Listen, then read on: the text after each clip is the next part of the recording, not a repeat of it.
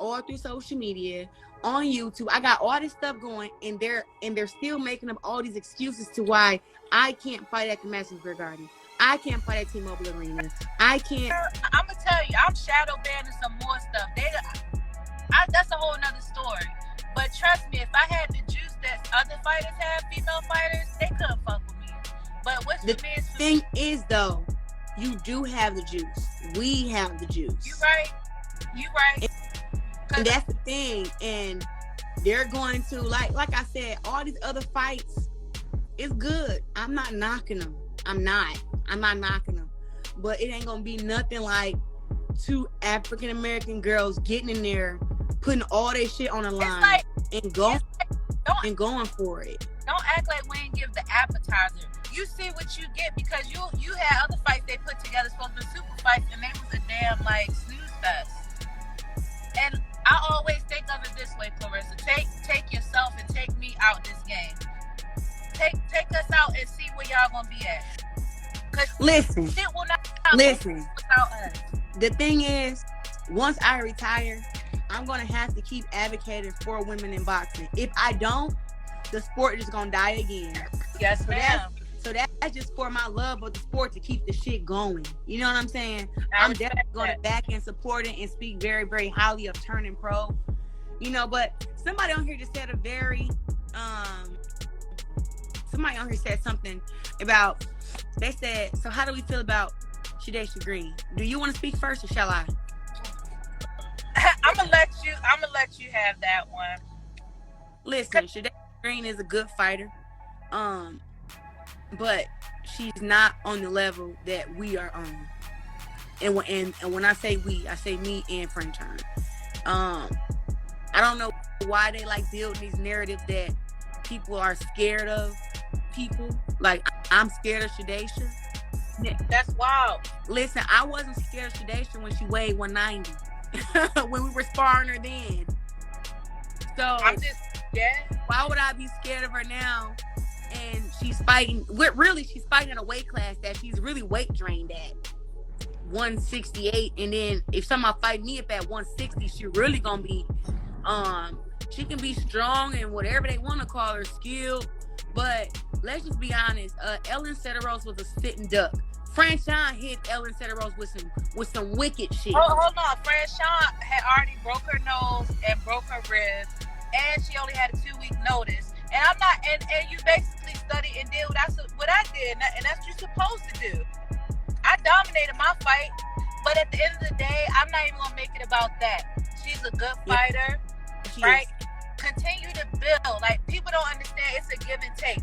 When I got my first, when I came up short against my first fight, I didn't sit back and wait for no handouts. I kept building. Like, so when I do come to the table with Claressa, they're like, okay, she's undisputed. She has her niche. She's doing something. It's not just like Claressa got to carry the whole fucking fight.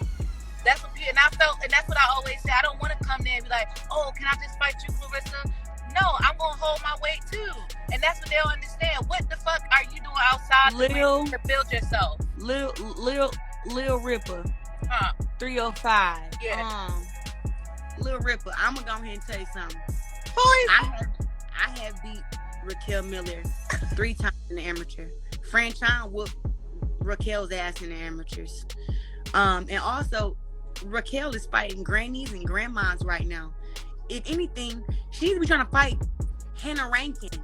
She fighting at 54, right? You want to be champ? It got champs there. There's no reason that she's fighting against Humpty Dumpty and Grandma. 68 now. She where? 68. She in my weight. Who is? Raquel. This girl don't know what she want to do. My thing is, it's like you gotta dare to be great, yo. And fighting Humpty Dumpty ain't gonna do it.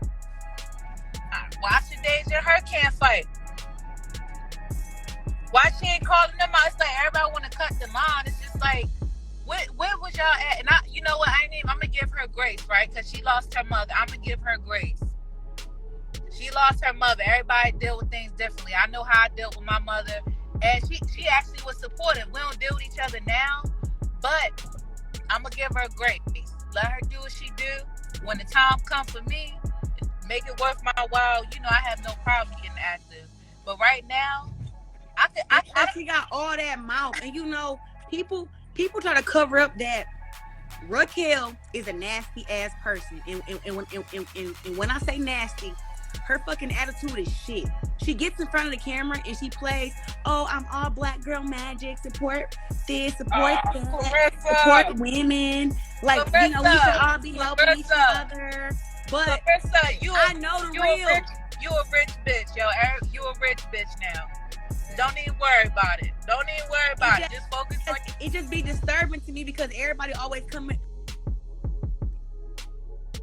you know, like they always coming at me like, "No, Claressa, you're the villain," and it's like, nah, not really. Not really. Split over. I was trying to say I'm gonna get a badge too when I get off. Girl, but that's what I was you know, I was saying that people always point the finger at me and say that I'm the one this or I started that. I didn't start shit with Shadasia. I didn't start shit with Raquel. Like, nobody wants to tell like the real truth about how, like, what's the root? How did all this shit start? And I ain't never wronged no girl in boxing. They all come for me wanting smoke. But you know me, I am 27. So if a bitch go low, you know I go lower. Do not fucking play with She said I grow, but not that much. For real. This is a process and I have not made it there yet. To where I can be like, you know what, forget her. She ain't talking about. It's like, no, you want to go low? All right, I got something for you. It's the same thing because, look, it's the same thing because even with Shadasia, right? People ain't peeped again. She was calling me names and talking all this shit, but she get on the Serrano like, "Oh, I don't have to speak. I don't have to call people out. I'm so humble." Like, nah, you was talking a lot of stuff, but I'm gonna let you rock. And trust me, I don't mind being a bad guy. Like, I have a bad side too, but hold on though. You know. See, that's what I'm saying though, as far as in with like the whole thing, it's like I still got the interview where she was yelling and screaming, where she was like, "Girl, my blood pressure went up too." I'm like, cause like no cap, I didn't know it was her until I started reading the comments. I'm like, who's that yelling? And then I'm like, tell her why you mad, son. Yeah, nah, she was pissed, and I just was like, all right, well, shit. look, who is that? No, who is that? What's going on? What the? I just got here, guys. I ain't messing with you. You ain't get me up here to start this. No, but look, reason I had you come on is because I just wanted everybody to know that Undisputed versus Undisputed could have happened last year. And just to the Shadasia fans, I just want to clear the air really, really fast. Yeah. I'm not scared of Shadasia, but I'm gonna tell y'all something that's I haven't said publicly before. I'm gonna say it now. So Shadasia, here we go. Shadasia was fighting at 170. Is it 8 in the pros? Right, and she was going to get signed with my promoter Dimitri because we had a plan of me being 4 division champion, but we wanted to conquer 78 and then go down to 60 because I was 68 first, so I was trying to fight at 78. So they had said that they had lined up a fight for Shadasia, and they said we would get you this world title fight that we know, you know, that you can beat this girl who's ranked whatever, but they said after you become champion at 175, you got to fight against the champ, Claressa. You got to give Claressa a chance at the belt. And guess what Shadasia did? I don't want no. What? She ain't champ at 175, is she? No, she's trying to beat me up. And right. So she she ducked out of that opportunity, and she said no. But she was telling them that she can beat me and stuff. And then they were saying, okay, well, after you become champ at 175, you fight against, we will set the fight up with you and Claressa to fight for your world title. She told them she ain't want to do that. Oh, I got a story. I got a story. A couple years ago, when she was on, you know, her sponsor radio station or whatever it is. Shout out to them. And they was talking about me and about me fighting, but a couple of interviews, her coach said she's not ready. So it was all about experience. Mind you, she got more fights than me. She got more experience as a pro than me. Now, because you ready, when it could have been, we could have did this when I've been a champ since 18. So it's never been a ducking and running. It's just you had to get your confidence up. You know, I'm with the shits 100%. So her coach said she needed more time. She said that she needed more experience. So what is you talking about? I know, it's like these girls get a couple knockouts and then they got all this confidence in the world. Like listen, I couldn't believe Marsha was saying she gonna knock me out in 2 rounds. Bitch, you gonna knock out who in 2 rounds? Girl, she probably had a swig or some whiskey or something, because I look back at the fight, she was fighting a completely different fight than what was in front of her. That bitch was fighting her demons. Listen, she was like, the big giant thought that I was just gonna stand there and let her punch on me. When in the fuck have I ever done that in any fight? Nah, it's the way you went dumb in the first round, though. I tried to clean the clock. Come here. It was a street fight.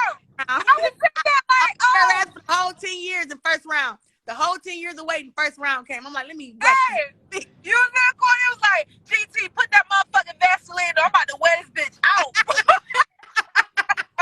She gonna catch this fade. All right, look, then you like, oh shit, I got 9 more rounds. 9 more rounds. I swear I had to calm down, but it was just like, I knew she was slow. I'm like, the first chance I get to whack this bitch, I'm whacking her. Yo, it was like you don't play video games. It was like a 10 punch, like what is that, Tekken or something? Combo. Somebody was in the corner like. Yo, I'm so proud of you because you did your thing, man. No, for sure. You know what? I'm happy you was there, because when you told me to get tight on the inside, that's when I really started looking at the body and seeing like how much she was open. I'm like, man, I'm finna break something on her. I'm finna hurt. Man, them solar plex shots, she wasn't ready. But listen, break the camp, and I'm gonna hit her big ass with him again if she try me again. But I want some of that. Hey, I want some of that. I'm not going to the UK to fight her again. She got to come to America for this second ass whooping. If I ever go to the UK and fight her, you gonna come? You know I'm coming. All right, look, I'll make sure you have VIP. And they ain't gonna be able to mic me up because I'm gonna say, Franchon, whoop that bitch. Nah, but listen, her own people was on your side. Like, I was sitting in a whole section of Brits, and they was like, yo, she, like, Claressa beating her up. Like, listen, the first 5 rounds, I'm not gonna lie to you, that was the easiest first 5 rounds I've ever had in my career. Like, Christina Hammer was harder. Yeah. Like she was harder to figure out, harder to navigate. Only thing that was hard about Savannah Marshall was she weighed 195 fight night, bro. That was she's a weight. You put on the scale? Bro, the way that she was leaning on me, I could tell. It was a whole different body from weigh-in to the time that we fought. So I'm like, ain't no way, bro. Like, you know how when you came to camp for those and you sparred against